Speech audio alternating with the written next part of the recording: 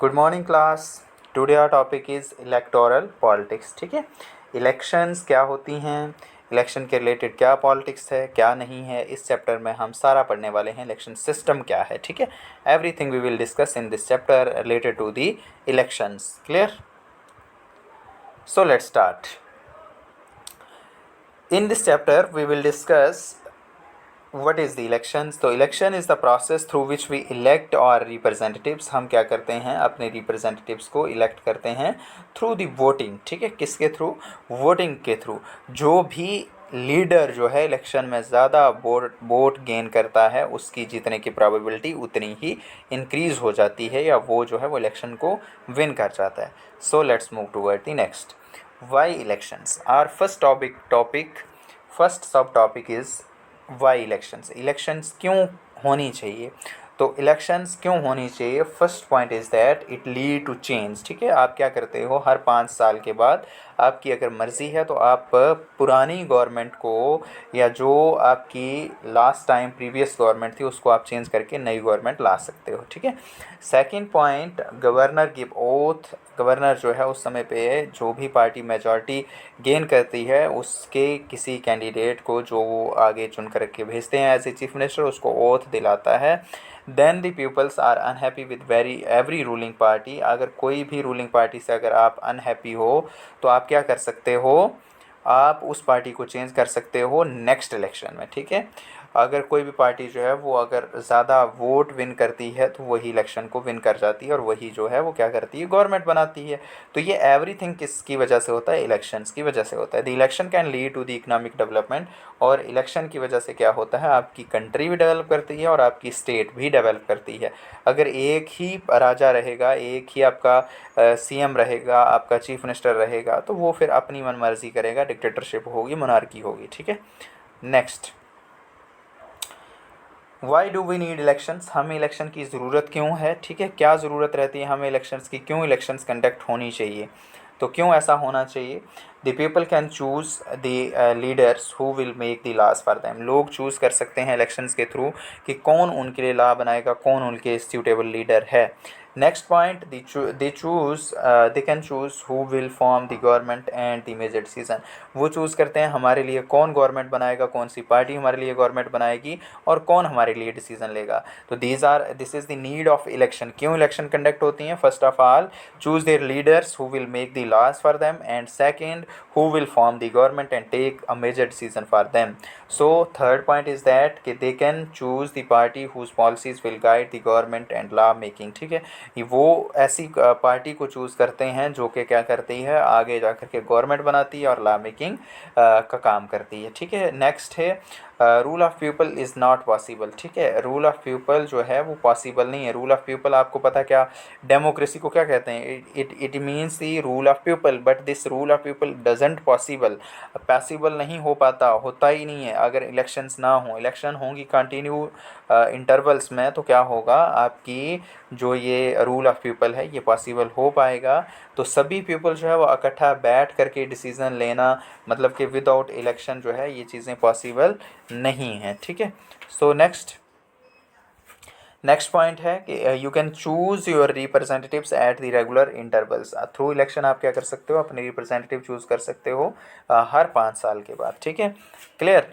तो last point is that therefore elections are considered the essential in our time of any representative democracy. इसलिए we can say that कि elections are most important through which you can change your leader, you can choose your leader which frame the law for you. Clear? So next, what makes an election democratic? What are the conditions which identify which type of election is democratic, right? So let's start. पहला point, everyone should be able to choose। this means that the everyone should have the one vote and every vote should have equal value। ठीक है, कि हर एक person के पास choice होनी चाहिए और वो चूज़ कर सके अपने रिप्रेजेंट को, जो जिसको वो चूज़ करना चाहता है। तो फर्स्ट प्रिंसिपल इज़ दैट कि one person one vote one value. Okay, if any country will follow this principle, it means this country follow the principles of the democratic elections. So next point, there should be something to choose from, मतलब कि अगर democratic election है तो वो हमें कैसे पता चलता है, लोगों के पास चॉइस रहती है, बहुत ज़्यादा रिप्रेजेंटेटिव पार्टीज़ होंगी जिनमें से वो किसी एक को चुन सकते हैं।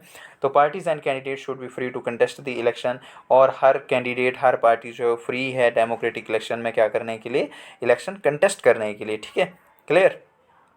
सो next point, the choice should be offered at irregular intervals, election must be held regularly after 5 years, ठीक है। क्या होता है कि आपको चॉइस जो है वो हर 5 साल के बाद मिलती है, और आप किसी भी पार्टी को चेंज करके नेक्स्ट 5 सालों के लिए दूसरी पार्टी को पावर में ला सकते हो, ठीक है। Next point, the candidate preferred by the people should get by elected, ठीक है। जो भी कैंडिडेट आपने प्रेफर किया है तो वही जो है वो इलेक्ट किया जाएगा, वो अगर वो विन कर जाता है, अगर आपने प्रेफर किया उसी को वोट किया तो जाहिर सी बात है वही इलेक्शन क्या करेगा, विन करेगा, ठीक है। Election should be conducted in the free and fair manner. और last principle of the democratic election is that कि इलेक्शंस जो है वो कैसे होती हैं उस कंट्री में, कि फ्री और फेयर मैनर से होती हैं, किसी के दबाव में नहीं होती हैं, ठीक है। और लोग जिसको चाहे उसको वोट करते हैं, जो जिसको वो अपना रिप्रेजेंटेटिव चुनना चाहते हैं उसको वो वोट करते हैं अपनी मर्ज़ी के मुताबिक, ठीक है। तो ये आपको दिख रहा है क्यों बनी हुई है, पूरे लोग जो है वो वोट करने जा रहे हैं। तो इस तरीके से फ्री और फेयर मैनर से जो है इलेक्शंस कंडक्ट करवाई जाती हैं किसी भी डेमोक्रेटिक कंट्री में। तो these are the conditions which classify या which identify which type of election is known as democratic election, clear। Next, is it good to have a political competition, ये जो इलेक्शंस हैं, ये जो election itself a political competition, तो is it good to have a political competition, क्या ये अच्छा है, क्या ये सही है political competition. So it is divided into the two parts, demerits and merits, ठीक है। हम एक एक करके पहले डीमेरिट समझेंगे इसके और मेरिट समझेंगे, हमें पता चल जाएगा क्या ये अच्छा है या नहीं है पोलिटिकल कंपटीशन इलेक्शंस। तो सबसे पहले demerits, clearly an electoral competition has the many demerits, क्या डीमेरिट्स हैं इसके। It create a sense of disunity, ये क्या करता है, डिसयूनिटी क्रिएट करता है, फैक्शनलिज्म, लोगों को डिवाइड कर देता है, सोसाइटी को डिवाइड कर देता है। तो first point is, first demerit is that it create disunity and the factionalism in society, clear. Next, candidate and the parties use the dirty methods, आपने देखा था फर्स्ट चैप्टर में आपने पढ़ा था मैक्सिको के केस में, कैंडिडेट्स क्या करते हैं, डर्टी ट्रिक्स का यूज़ करते हैं, मनी का यूज़ करते हैं, ब्राइब का यूज़ करते हैं, ठीक है, इलेक्शन विन करने के लिए। तो peoples who want to serve the country, वो लोग जो अपनी कंट्री को सर्व करना चाहते हैं, they avoid themselves to enter into the politics, वो अपने आप को अवॉइड करते हैं पॉलिटिक्स में घुसने से। फॉर एग्जांपल दिस मैन, ठीक है, मुझे माफ़ करो मैं पॉलिटिक्स में नहीं जाऊंगा, ठीक है। तो मतलब जो अक्लमंद इंसान है, जो कंट्री को एक्चुअली सर्व करना चाहता है, वो पॉलिटिक्स से बचता है, वो इस अनहेल्दी कंपटीशन में नहीं जाता है, ठीक है, clear. Next, merits of election, अब इलेक्शन के मेरिट्स क्या हैं, ठीक है। तो क्या मेरिट्स हैं, मेरिट्स डिस्कस करेंगे। पीपल्स विल, डीमेरिट्स सबको याद होगी, सबसे पहला पॉइंट ये है कि डिसयूनिटी क्रिएट करता है, ठीक है, फैक्शनलिज्म क्रिएट करता है आपका ये जो इलेक्टोरल कंपटीशन है, ठीक। तो अब what are the merits, merits क्या है, people will get the full right to vote and choice their representative. अब इलेक्शन के मेरिट्स ये हैं कि लोगों के पास फुल राइट है कि वो अपने वोट को कास्ट करें और अपने रिप्रेजेंटेटिव को चुनें। The country which has adopted the election procedure is also counted in a democratic country, जो भी कंट्री इलेक्शन प्रोसेस प्रोसीजर को फॉलो करती है वो डेमोक्रेटिक कंट्री है, जो कंडीशंस अभी हम पीछे पढ़ के आए हैं, ठीक है। It helps to elected the representative to go out and serve the country and the country man, आपकी जो इलेक्शंस हैं रेगुलर इंटरवल्स में होती हैं, तो रिप्रेजेंटेटिव को एक अपॉर्चुनिटी देती हैं कि come out and serve the country, कि कंट्री को सर्व करो, कंट्री के लोगों को सर्व करो, ठीक है। अब third point, after the people get the right to vote they are considered as equal, जब वो उनको राइट टू वोट मिलता है तो वो क्या कंसीडर किए जाते हैं, इक्वल कंसीडर किए जाते हैं। After that the following picture show the countries who have adopted the democracy and has benefited. Next में देखेंगे हम कि ये आपकी कंट्रीज़ जो न्यूली अडॉप्टेड हैं डेमोक्रेसी को, तो वो ये अभी भी फ़ायदा उठा रहे हैं किससे, डेमोक्रेसी से। तो वी कैन से दैट कि democracy is the best form of government where the elections conducted with free and fair manners, clear. Next, what is our system of election, हमारा सिस्टम क्या है, इंडिया का election system क्या है, ठीक है। So let's start Indian system of election. So the Lok Sabha and the Vidhan Sabha elections are held in every 5 years. हमारे यहाँ 5 सालों के बाद लोकसभा विधानसभा इलेक्शंस होती हैं। The Lok Sabha election is called the general election. Lok Sabha के इलेक्शन को क्या कहा जाता है? जनरल इलेक्शन कहा जाता है। There are the certain elections that are conducted in a particular constituency owing the death resignation of a member, they are called the by election। अब एक और इलेक्शन होती है जिसको क्या कहा जाता है? बाई इलेक्शन कहा जाता है। बाई इलेक्शन क्या मतलब क्या है? जब कोई कैंडिडेट विन किया हुआ है, ठीक है, किसी पार्टी का कैंडिडेट किसी पार्टिकुलर कॉन्स्टिट्यूंसी से उसने इलेक्शन विन किया है और किसी भी प्रकार किसी वजह से उसकी डेथ हो जाती है, रिज़ाइन कर देता है, तो उस पार्टिकुलर कॉन्स्टिट्यूंसी में दोबारा इलेक्शन करवाई जाती है जो रिमेनिंग टेन्योर है उसके लिए। तो उस प्रकार की इलेक्शन को क्या कहा जाता है? बाई इलेक्शन कहा जाता है। ठीक है, इस प्रकार की इलेक्शन जो है वो इंडिया में होती हैं। Electoral constituencies, next of topic is that what do you mean bye constituencies. तो कॉन्स्टिट्यूंसीज का, इलेक्टोरल कॉन्स्टिट्यूंसीज का क्या मतलब होता है? When the country divided into the small parts on the basis of the area and the population, for what purpose? Purpose is that to conduct the elections with free and fair manner, this is known as constituencies। ठीक है, so let's start। A country is divided into electoral constituencies for both the Lok Sabha and the Legislative Assembly elections।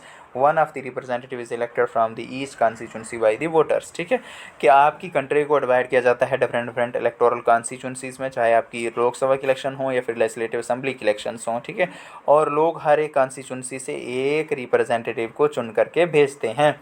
तो आपका second point, the country is divided into the 543 constituencies for the Lok Sabha elections the selected. ठीक है, हमारे यहाँ total Lok Sabha की सीटें कितनी हैं, कॉन्स्टिट्यूंसीज कितनी हैं? 543 हैं। ठीक है, क्लियर। तो यहाँ से क्या करते हैं हम लोग? MPs को इलेक्ट करते हैं, representatives called the member of the parliament. और इन कॉन्स्टिट्यूंसीज के जो मेंबर होते हैं उनको क्या कहा जाता है? मेंबर ऑफ पार्लियामेंट कहा जाता है। सिमिलरली ईच स्टेट, इसी तरीके से हर स्टेट जो है वो भी डिवाइडेड है असेंबली कॉन्स्टिट्यूंसीज में, और वहाँ पे भी इलेक्शंस होती हैं। और वहाँ उन मेंबर्स को हम क्या कहते हैं? जो स्टेट लेजिस्लेटिव असेंबली के मेंबर्स होते हैं उनको कहते हैं MLA, member of legislative assembly. ठीक है, MP किसको कहते हैं? मेंबर ऑफ पार्लियामेंट, जो कि लोकसभा की कॉन्स्टिट्यूंसीज है 543। और इसी प्रकार से स्टेट लेजिस्लेटिव असेंबलीज के मेंबर होते हैं जिनको क्या कहा जाता है? MLAs कहा जाता है। ठीक है, so next, for Lok Sabha elections, the country is divided into the 543 constituencies. The representatives elected from each constituency is called the member of the parliament or MP। ठीक है, कि 543 कॉन्स्टिट्यूंसीज हैं और जो मेंबर्स यहाँ से इलेक्ट होकर आते हैं उनको हम क्या कहते हैं? मेंबर ऑफ पार्लियामेंट कहते हैं। So what do you mean by reserved constituencies? Reserved constituencies का क्या मतलब है? When our constitution was framed by our constitutional makers, जब हमारा कॉन्स्टिट्यूशन बना रहे थे वो लोग, तो वो जानते थे कि there are the many sections of the society which are weak, poor, underprivileged, so they keep some seats reserved for these sections of the society। so this is known as the reserved constituencies। ठीक है, for the welfare of these sections। मतलब जब हमारा constitution बनाया जा रहा था तो उस समय पे हमारे कॉन्स्टिट्यूशनल मेकर्स इस बात को जानते थे कि हमारे इंडिया में कुछ सेक्शन सोसाइटी की ऐसी हैं जो अनप्रिविलाइज्ड हैं, पोर हैं, और मे बी उनको इक्वल अपॉर्चुनिटीज़ ना मिलें, तो इसलिए कुछ कॉन्स्टिट्यूंसीज रिजर्व्ड रखी गई हैं कि उस पार्टिकुलर कॉन्स्टिट्यूंसी से रिजर्व्ड कैटेगरी का कैंडिडेट ही इलेक्शन कंटेस्ट करेगा। उस प्रकार की कॉन्स्टिट्यूंसीज को क्या कहते हैं? बच्चे रिजर्व्ड कॉन्स्टिट्यूंसीज कहते हैं। In open electoral competition certain weaker sections of the society may not stand a good choice of winning the because of the influence of the powerful section. ये मैंने आपको समझा दिया कि due to the powerful section of the society मे भी उनको जो है इक्वल अपॉर्चुनिटी ना मिले और वो compete ना कर पाएँ। तो hence the makers of our constitution prepare the system of the reserved constituencies for these weaker sections. इन वीकर सेक्शन के लिए हमारे मेकर ऑफ कॉन्स्टिट्यूशन ने ये चीज़ रखी थी, क्या रखी थी? रिजर्व्ड कॉन्स्टिट्यूंसीज रखी थी, ताकि वो भी इक्वली compete कर पाएँ। ठीक है, so next, certain constituencies are reserve for the peoples of belonging to the schedule caste. कुछ कॉन्स्टिट्यूंसीज जो हैं वो 84 कॉन्स्टिट्यूंसीज जो हैं वो SC के लिए रिजर्व्ड हैं, और 47 जो हैं वो ST के लिए हैं। 41 जो हैं वो किसके लिए हैं? ST के लिए हैं। ठीक है, तो in the Lok Sabha seats reserve for SC 79 and this is 84। ठीक है, according to the particular current data 84। ठीक है, and 47। So next, these areas in the proportions of their population in the total population of the country, ठीक है। ये according to the population जो है ये रिजर्व्ड सीट्स रखी जाती हैं। Seats are reserved for the other backward classes like the OBC, OBC के लिए भी सीट्स रिजर्व्ड रखी गई हैं। They may not have the required resources education and the contact to contest and win the election, क्योंकि ये जो society की सेक्शंस हैं ये उतनी जो है वो पावरफुल नहीं है, उतने इनके पास रिसोर्सेज नहीं है, एजुकेशन नहीं है कि ये जो है यूकली इलेक्शन कंटेस्ट कर सकें और विन कर सकें। तो इसलिए इनको क्या दिया गया है, रिजर्वेशन दी गई है, ठीक है, क्लियर। तो next voter list, what do you mean by voter list? Voter list the list of the peoples who are eligible for voting is prepared by the election commission of India, ठीक है, कि ये वो list होती है जिसमें सबके names होते हैं जो लोग वोटिंग के लिए अपेयर हो गए हैं, ठीक है, एलिजिबल हो गए हैं, जिनकी एज जो है वो 18 से अबव है। This ensure the everyone in the country gets an equal opportunity of choosing their political representative. तो ये वोटर लिस्ट जो है इस चीज़ को इंश्योर करती है कि हर एक पर्सन के पास जो एलिजिबल है, जो 18 ईयर से अबव है, वो अपने रिप्रेजेंटेटिव चुनने के लिए एलिजिबल हो गया है, रिगार्डलेस ऑफ पर्सन। उसका ये नहीं देखा जाता उसकी कास्ट क्या है, क्रीड क्या है, कलर क्या है। Every person who is above the 18 years age, he she is eligible to cast his her vote, right. So this is an important step. It is linked to the first condition of the democratic election. Everyone gets an equal opportunity to choose their representative, ठीक है। ये पहला step है democratic election का, जिसमें हर एक person के पास equal opportunity होती है forward to choose their representatives, clear. So next, nomination of the candidate. What do you mean by nomination of the candidate? An Indian citizen's age should be minimum. nomination का मतलब होता है बच्चे कि आप किसी पार्टिकुलर पार्टी के candidate बनते हो, आप नॉमिनेशन फॉर्म फिल करते हो और उस पार्टी का आपको टिकट मिलता है, उस पार्टी का आपको सिंबल मिलता है, ठीक है, उस पार्टी के आपको रिसोर्सेज मिलते हैं, क्लियर। तो this is known as the nomination of the candidate, ठीक। तो your age should be 25 years, ठीक है। What is criteria? criteria for the nomination of the candidates, and you should not be involved in any criminal activity or any criminal record, ठीक।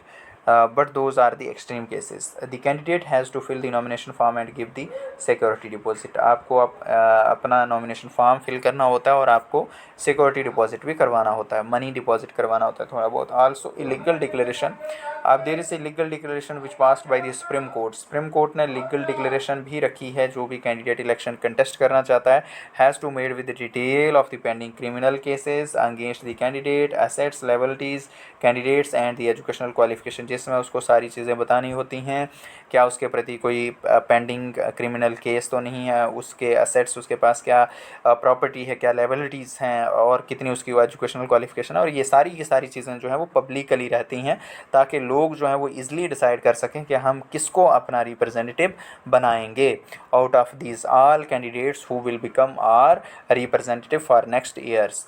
सो this declaration remains publicly for all the peoples, ठीक है, क्लियर। So next,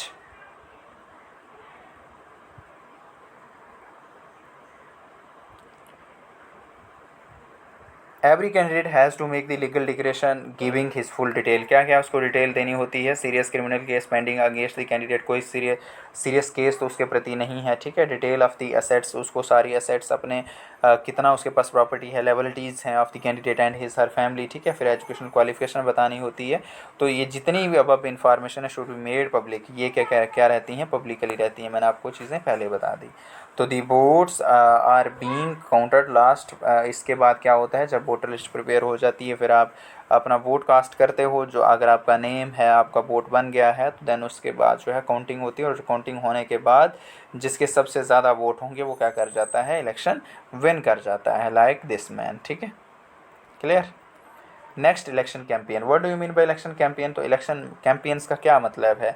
तो during this time of the election के समय पे आपने देखा होगा इलेक्शन से पहले लोग रैलीज करते हैं, बड़े बड़े लीडर्स जो हैं वो इलेक्शन मीटिंग्स को एड्रेस करते हैं। तो this is known as election campaigns. Election campaigns in India take place for the 2 weeks starting from the declaration of the final list of the candidate contesting the election and concluding the 48 hours before the date of polling, ठीक है।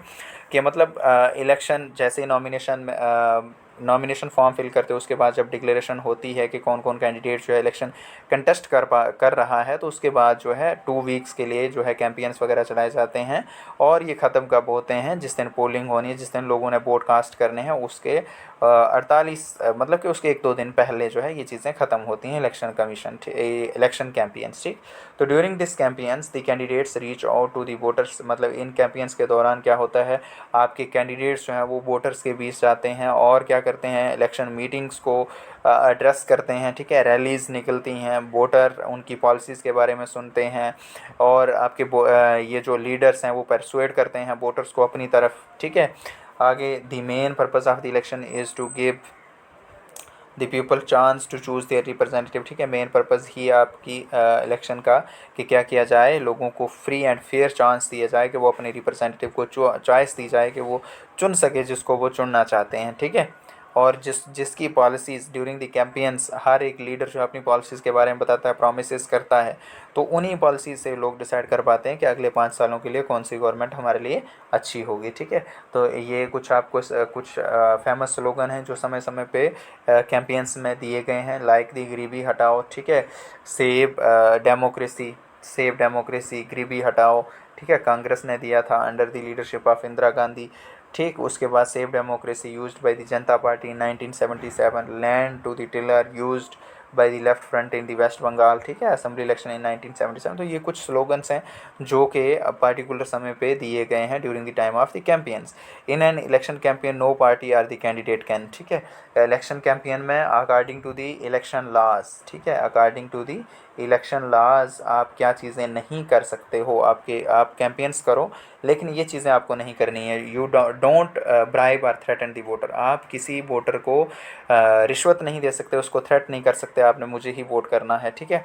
आप उसको उसके religion पे religion के through influence नहीं कर सकते कि आपने मुझे ही वोट करना है, मैं आपके रिलीजन का हूँ, आपकी कास्ट का हूँ, ऐसा भी आप नहीं कर सकते। आप गवर्नमेंट रिसोर्सेज को यूज़ नहीं कर सकते ड्यूरिंग दी कैंपेन। उसके बाद आप जो है 25 लाख से ज़्यादा मनी जो है लोकसभा इलेक्शन के लिए यूज़ नहीं कर सकते और 10 लाख से अबव मनी जो है आप असेंबली इलेक्शन के लिए यूज़ नहीं कर सकते। तो these are the terms which you don't have, ठीक है, जो चीज़ें आपको नहीं करनी है during the time of election campaigns according to the election laws, ठीक है, clear. Next, hold the election propaganda in a place according to the code of conduct, ठीक है। कोड ऑफ कंडक्ट के अकॉर्डिंग आपको क्या करना है, कोड ऑफ कंडक्ट के अकॉर्डिंग आपको ये चीज़ें नहीं करनी है। क्या क्या नहीं करनी है, आप अपना प्रोपोगेंडा किसी वार्शिप प्लेस पे लेकर के नहीं जाएंगे, आप वार्शिप प्लेस पे सिर्फ वार्शिप कर सकते हैं। आप किसी गवर्नमेंट एयरक्राफ्ट का यूज़ नहीं करेंगे, व्हीकल का यूज़ नहीं करेंगे, गवर्नमेंट ऑफिशियल्स का यूज़ नहीं करेंगे इलेक्शन विन करने के लिए according to the code of conduct, ठीक है। Once the announcement of the election, minister cannot take the policies, decisions or start any big project। अगर एक बार इलेक्शन अनाउंस हो जाती है, फॉर एग्जांपल आज इलेक्शन अनाउंस हो जाती है कि दिसंबर में इलेक्शन होनी है, तो कोई भी लीडर या कोई भी पार्टी जो है जो पावर में है वो किसी प्रोजेक्ट को स्टार्ट नहीं कर सकते, वो कोई बिग पॉलिसी जो है वो लॉन्च नहीं कर सकते, ठीक है, इलेक्शन विन करने के लिए, क्लियर। आप जो है वो उस प्रकार की एक्टिविटीज़ नहीं कर सकते, किसके अकॉर्डिंग, कोड ऑफ कंडक्ट के अकॉर्डिंग, ठीक है, code of conduct. Hope so आपको सारी चीज़ें क्लियर हो रही होंगी बच्चे। Next, polling and counting of the votes, ठीक है, किस प्रकार से पोलिंग होती है। अब नॉमिनेशन हो गया है, वोटर लिस्ट प्रिपेयर होगी, तो लास्ट में क्या होगा, हम पोलिंग बूथ पे जाएंगे और वहाँ जाकर के अपना वोट कास्ट करेंगे, this is known as polling. तो a person with his name on the voter list can go to the polling booth, get identified by the official, get mark on the finger and cast the vote for the candidate of. जैसे आप polling booth के अंदर inter होते हो तो आपकी finger पे mark लगाया जाता है ब्लैक कलर का और आप आइडेंटिफाई किए जाते हो कि आप वोट देने के लिए एलिजिबल हो, आप अंदर जाके वोट कास्ट कर सकते। During the time of the voting the agent of every party remains there, ठीक है, हर एक पार्टी का, हर एक कैंडिडेट का एजेंट वहाँ पे रहता है जो कि क्या इंश्योर करता है कि पोलिंग बूथ पे जो भी चीज़ें चल रही हैं वो फ्री एंड फेयर तरीके से चल रही हैं। उसके बाद इलेक्ट्रॉनिक क्या क्या चीज़ें यूज़ की जाती हैं, इलेक्ट्रॉनिक वोटिंग मशीन यूज़ की जाती है for the voting and the ballot paper, ठीक है, दो चीज़ें हैं, क्या, इलेक्ट्रॉनिक वोटिंग मशीन और बैलेट पेपर, ठीक। उसके बाद क्या होता है, काउंटिंग कैसे होती है? तो counting of the votes begin after the few days of the election. Counting जो है थोड़े दिनों के बाद स्टार्ट हो जाती है। फाइनल स्टेज इलेक्शन की when the voters cast their vote, the day is usually called the election day. जब आप वोट करने जाते हो तो वो दिन, जिस दिन आपने वोट किया, उसको क्या कहते हैं? इलेक्टोरल डे या इलेक्शन डे भी कहा जाता है। Every person whose name is on the voter list can go to the nearby polling booth situated at the government school or office. कहीं पे भी आपका पोलिंग बूथ है तो आप वहाँ पे जा करके अपना वोट कास्ट कर सकते हो। This is the electronic voting machine, this is the wallet paper. ठीक है, क्लियर। और ये हमें पता चलता है कौन सी पार्टी कहाँ स्टैंड कर रही है, कितने वोट हैं कितने नहीं है। ठीक है, नेक्स्ट है, next we will discuss in the next video. Okay, so thank you students.